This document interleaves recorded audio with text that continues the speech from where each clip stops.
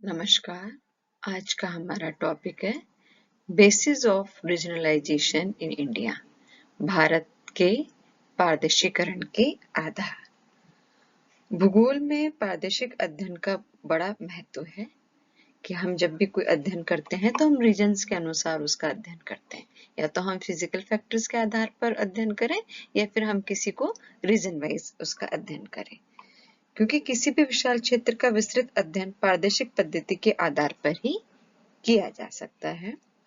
किसी विशाल भौगोलिक क्षेत्र का पूर्ण ज्ञान प्राप्त करने के लिए किसी भी ज्योग्राफिकल यूनिट का, किसी भी भौगोलिक क्षेत्र का पूरा ज्ञान प्राप्त करने के लिए उसे विभिन्न प्रदेशों में बांटना अति आवश्यक होता है। भारत विश्व का 7वां बड़ा देश है और उसके विभिन्न भागों में विभिन्न प्रकार की भौगोलिक परिस्थितियां पाई जाती है।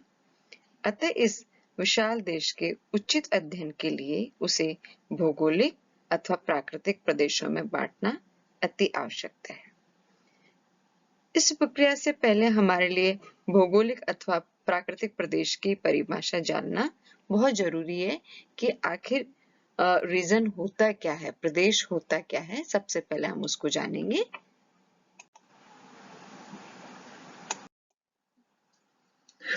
तो सबसे पहले हम मीनिंग ऑफ रीजन, प्रदेश का मतलब है पृथ्वी तल की वो इकाई क्षेत्र जो अपने विशेष अभिलक्षणों के कारण अपने समीपवर्ती अन्य इकाइयों से भिन्न समझा जाता है, वो प्रदेश कहलाता है।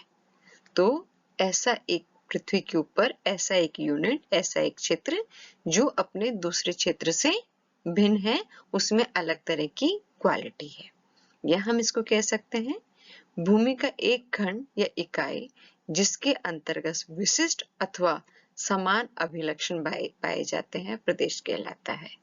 तो प्रदेश क्या हुआ कि प्रदेश एक ऐसा खंड या ऐसा इकाई है जिसके अंदर अपनी स्पेशलिस्टी हो, उसमें विशेष हो और उसमें समान लक्षण पाए जाते हैं दूसरे क्षेत्र के कंपैरिजन के अंदर।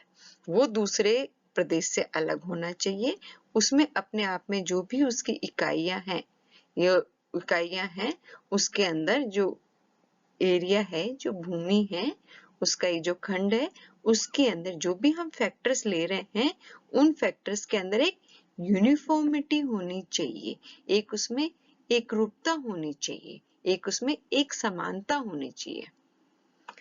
तो जो प्राकृतिक प्रदेश, कुछ हम बोलने में कई बार एक बार हम बोल जाते हैं कि प्राकृतिक प्रदेश तथा भौगोलिक प्रदेश।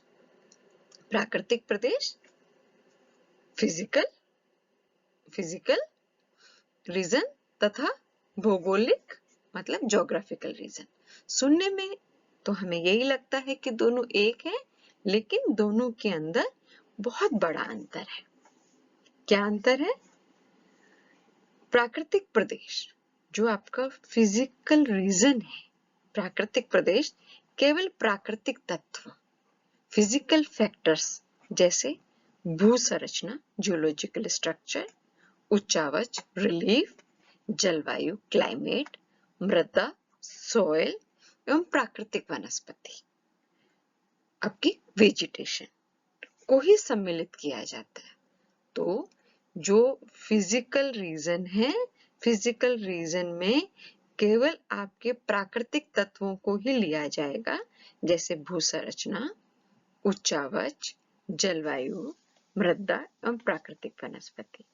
जबकि भौगोलिक प्रदेश ज्योग्राफिकल रीजन, ठीक है, भौगोलिक प्रदेश ज्योग्राफिकल प्रदेश में प्राकृतिक एवं सांस्कृतिक, प्राकृतिक भी है, फिजिकल फैक्टर्स भी है और आपके कल्चरल फैक्टर्स भी है एवं सांस्कृतिक, जैसे इसमें कृषि आ गई, एग्रीकल्चर आ गया, पशुपालन आ गया, एनिमल हस्बेंड्री इसके अंदर आ जाएगी, निर्माण उद्योग, मैन्युफैक्चरिंग उद्योग इसके अंदर आ जाएगा, जनसंख्या आ जाएगा, आपके सोशल कस्टम्स आएंगे, आदि भी सम्मिलित किए जाते हैं। तो हमने फिजिकल रीजन के अंदर जो हमने देखा, सिर्फ उसमें फिजिकल फैक्टर्स को ही कंसीडर किया जाता है, जबकि ज्योग्राफिकल रीजन भौगोलिक प्रदेश के अंदर physical factors plus cultural factors, आपका सांस्कृतिक तत्व है उनको भी सम्मिलित किया जाता है। प्राकृतिक प्रदेश अपरिवर्तनशील होता है क्योंकि वो राजनीतिक एवं धार्मिक प्रवृत्तियों से प्रभावित नहीं होता। वो उसके ऊपर पॉलिटिकल यूनिट का या आपके धार्मिक का इसका कोई प्रभाव नहीं पड़ता। ये प्राकृतिक तत्वों पर आधारित होता है। अतः सुव्यवस्थित भौगोलिक अध्ययन के लिए प्राकृतिक तत्वों को आधार मानना अधिक तर्कसंगत होता है। तो जब हम रीजनलाइजेशन करते हैं तो हमारा जो क्राइटेरिया है, हमारा जो आधार है, जो हमारा बेसिस है, वो हमारा बेसिस क्या होता है? जनरली फिजिकल फैक्टर्स होते हैं। यद्यपि मुख्य प्राकृतिक तत्व मूलतः अपरिवर्तित ही होते हैं, तथापि मानव हस्तक्षेप से जो फिजिकल फैक्टर्स है उनमें कोई चेंज होता है, लेकिन ह्यूमन इंटरफेरेंस के कारण तथापि मानवीय हस्तक्षेप से इन तत्वों में कालिक परिवर्तन होते रहते हैं, इनमें भी चेंजेस आ जाते हैं। मानव द्वारा वनों का विनाश, खनन प्रक्रिया, औद्योगिकरण एवं नगरीकरण आदि कुछ ऐसी मानवीय क्रिया हैं जो प्राकृतिक तत्वों को निरंतर परिवर्तित करती रहती है। तो ह्यूमन इंटरफेरेंस जहाँ होता है वहां पे फिजिकल फैक्टर्स के अंदर भी चेंजेस आ जाता है। इससे प्राकृतिक अथवा भौगोलिक प्रदेशों की संरचना एवं उनकी सीमाओं में परिवर्तन आ जाता है। परंतु फिर भी किसी देश का पूर्ण भौगोलिक ज्ञान प्राप्त करने के लिए प्रादेशिक भूगोल का अध्ययन अनिवार्य है। अतः प्रादेशिक अध्ययन में प्राकृतिक एवं मानवीय दोनों प्रकार के तत्वों का समावेश किया जाना चाहिए।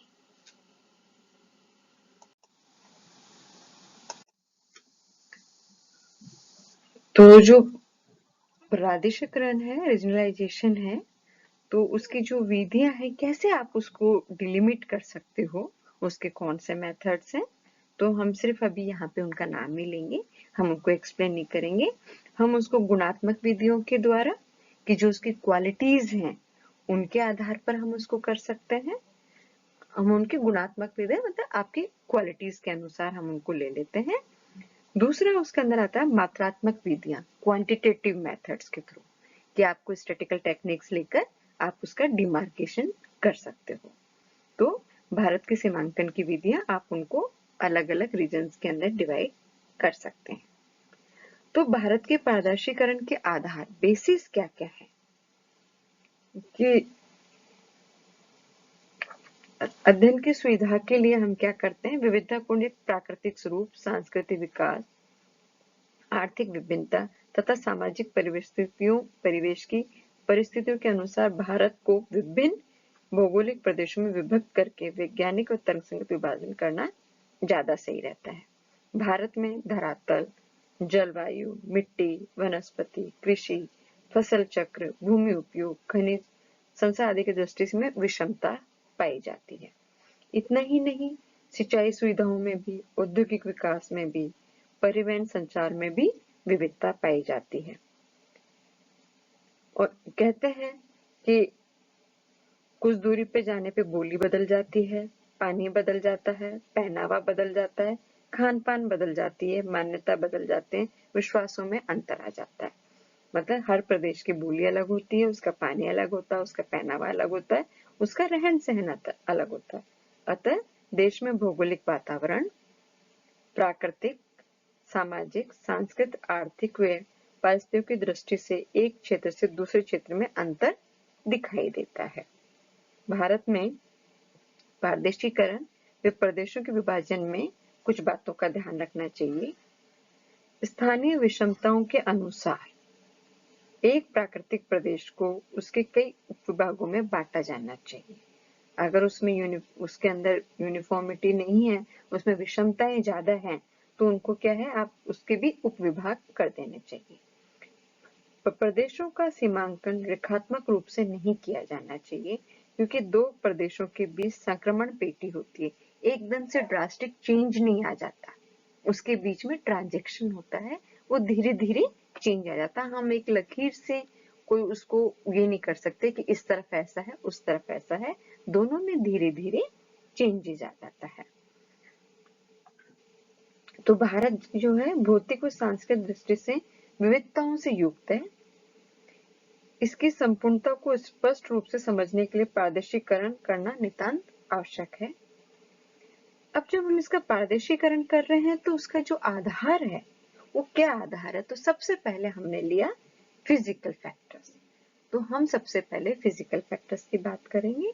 तो फिजिकल जब हम भौतिक आधार की बात करते हैं तो सबसे पहले हम वहाँ की क्लाइमेट की बात करते हैं, जलवायु की बात करते हैं। जलवायु में आ जाता है उसका तापमान और वहाँ की वर्षा। तो हम किसी भी प्रदेश को हम ले सकते हैं कि वहाँ का तापमान कितना है, वहाँ पे वर्षा कितनी होती है, कम वर्षा वाले क्षेत्र कौन से हैं, ज्यादा वर्षा वाले क्षेत्र कौन से हैं, मध्यम वर्षा वाले क्षेत्र कौन से हैं।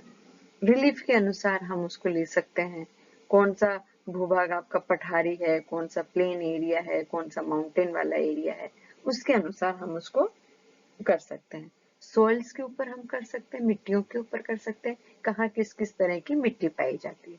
वेजिटेशन के आधार पर हम कर सकते हैं, फॉरेस्ट किस किस तरह के फॉरेस्ट है। तो ये सारा हमारा हुआ फिजिकल फैक्टर्स।